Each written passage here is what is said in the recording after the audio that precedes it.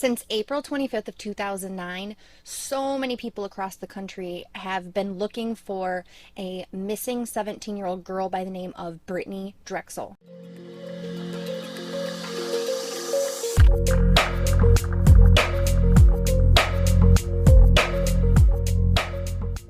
Brittanee lived in New York with her mom and her two younger brothers.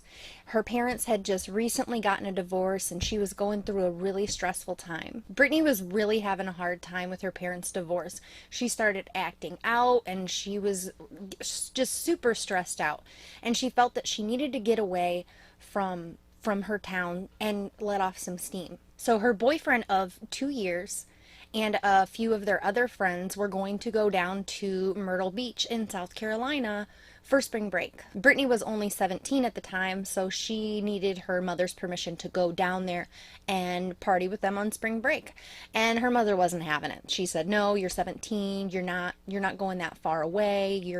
That's out of the question." But Brittanee had her heart set on going. She was not going to take no for an answer. So she kind of came up with a little solution of her own. Brittanee would ask her mother if it was okay if she stayed with a friend of hers in town for a few days, since she wasn't allowed to go to Myrtle Beach. But that really wasn't Brittanee's plan. She was a typical teenager. We say we're going to stay the night here and then we go here, and it's typical. Brittanee and her boyfriend and a few of her other girlfriends from school, they loaded up the car and they headed down to Myrtle Beach. They arrived on April 23rd and they were all having a good time. They were going to the beach, they were walking down the strip, they were having a blast. But then Brittanee's friends and boyfriend, they started to partake in doing drugs and stuff like that, and she was not cool with that. She felt uncomfortable, so she actually started to venture out on her own a little bit. She was seen going places by herself, and she was just trying to keep herself away from the drug usage because she didn't like that. And while she was off on her own, she actually met up with a guy that she knew from New York, and his name was Peter. Peter was staying at a hotel that was about a mile down the strip from where her hotel was at. So on April 25th, she realized that she forgot her flip-flops at Peter's hotel. So she walked the mile down the road to Peter's hotel, grabbed her stuff, and she was seen on surveillance cameras leaving his hotel. Almost immediately after she left the hotel, she texted her boyfriend and told him that she was going to head back to her hotel room and start packing her things, and she was just going to chill out there. He had responded to that text by telling her, you need to chill out. You're down here to have fun, so just go have some fun. But her boyfriend never got a text back. So about 30 minutes goes by, and he found this to be really weird. So he texted her again and he said, "Look, you're not responding to me. I don't like it. If you don't respond to me soon, I'm going to call your mother and I'm going to tell your mother that you lied, came down here with us, and it's going to be a big mess." And after a while, he still got no response from Brittanee, which was weird. He kind of started to freak out, and he did call her mother. He called her mother and told her everything that happened, everything that they had done, the lies that they told. He came clean on everything. So Brittanee's mother, her father, her whole family, and her boyfriend and her friends, they all started pretty much blowing up her phone, trying to find her, trying to get a hold of her, and they still got no response. So the whole family packed up their stuff and they drove from New York all the way down to South Carolina so that they could find Brittanee. Everybody gets down to South Carolina and they are looking everywhere for Brittanee. But no matter what they did, where they looked, they couldn't find Brittanee or any sign of her. She just disappeared. So they get a hold of the police, and the police start going out and looking for Brittanee as well. And they're not finding anything either. So the police started looking into Brittanee's phone records.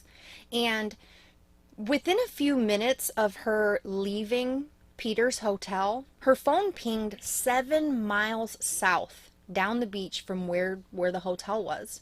And they thought that was weird because if she's on foot and she's walking, she's not going to get all the way down there in that time frame.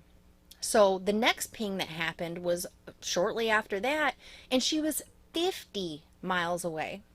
They were able to pinpoint the tower that Brittanee's phone last pinged on before it either went dead or somebody broke it, something happened to where the phone stopped pinging.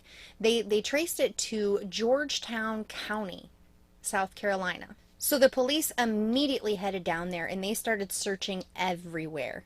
And down in Georgetown County, apparently it's like really rural. There's a lot of like swampy areas, a lot of woodsy areas. So it was definitely hard for them to search, but they continued and continued and they still found nothing. Police were able to get a hold of the camera footage from Peter's hotel and they did see her leave, and her time frames were adding up there. But when they talked to the hotel clerks, they found something really weird. They found that shortly after Brittanee had left the hotel and everybody knew she was missing, Peter and his friends completely just abandoned the hotel. They left stuff there. They drove all the way back up to New York, and they claimed that it was because one of the friends wasn't supposed to be there, and the mom was like, you better get your butts home. But the weird part about it was that as soon as Peter got home, he lawyered up. So that's kind of odd, maybe a little bit of a red flag. So in 2016, 7 years have gone by of them searching for Brittanee and finding nothing. Nothing at all. A man who was in prison came out and he said that the day that she went missing, he had to go give a guy named Sean some money. So he went to Sean's property and he said there was a bunch of guys there, and he claims that he saw them sexually assaulting Brittanee. And then he walked out the door and he claims that he heard 2 gunshots. And he assumed that that was how Brittanee had died.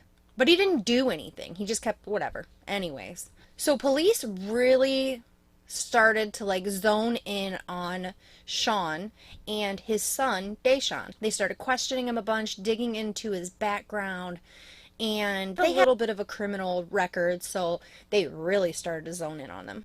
And it turned into this huge media thing because they were persons of interest. They really, really zoned in on Deshaun, the kid. At the time, he was 16 years old, and they were putting him through all kinds of crap. They got the FBI involved, and they were giving him lie detector tests and all kinds of stuff. They gave Deshaun a polygraph test to see if he knew anything about her disappearance or if she was dead or if he was involved in any way.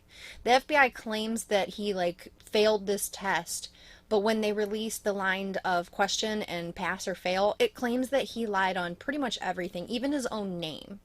And I personally don't like polygraph tests. I feel like they could be a good hint, but like me, I'm super anxious all the time. So if you put me in a chair, even if I did something wrong, I'd probably fail too, or it'd be inconclusive. I don't know. I don't trust them. There's a reason why they're not allowed in court. So after they absolutely terrorized Deshaun and his family, they really didn't say much after that. That all died down. Maybe they still had Deshaun on the radar. I'm not sure. But you really didn't hear much about the case for a while. All they would say in the next year or so is that they were doing a lot of digging and bringing in different experts to help go through the swamps and stuff, assuming that she was buried there or got eaten by an alligator or something. They had no idea, but they were digging, hoping to find something. Now, just last week, skeletal remains were found in Georgetown County, and they found the remains in the area that her phone last pinged. So they had to identify the body through dental records, and unfortunately they came back, I think it was yesterday, that it was in fact Brittanee. And by examining the body, they believe that she was strangled to death and buried within the first 24, 36 hours that she went missing. They did arrest somebody, but they have said nothing about how they came to believe that it's him. But I mean, they're charging him, so they must have something. They're just not releasing it yet. The man that they arrested is a 62-year-old man named Raymond Moody, and he lives in Georgetown County. And I was watching some of the police footage of their press release, and they said that it was somebody they had their eye on the whole time.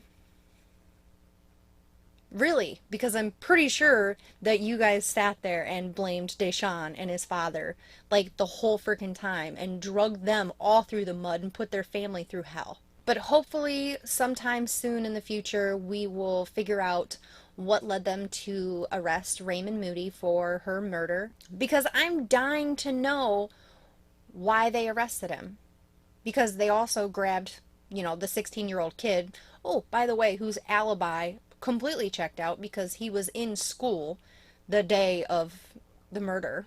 I'm sorry, the kidnapping that turned into a murder. But I'm going to be keeping an eye on this case like I have for the last few years. If you like my video, make sure you give it a thumbs up. You subscribe so you know when I come out with updates on the case.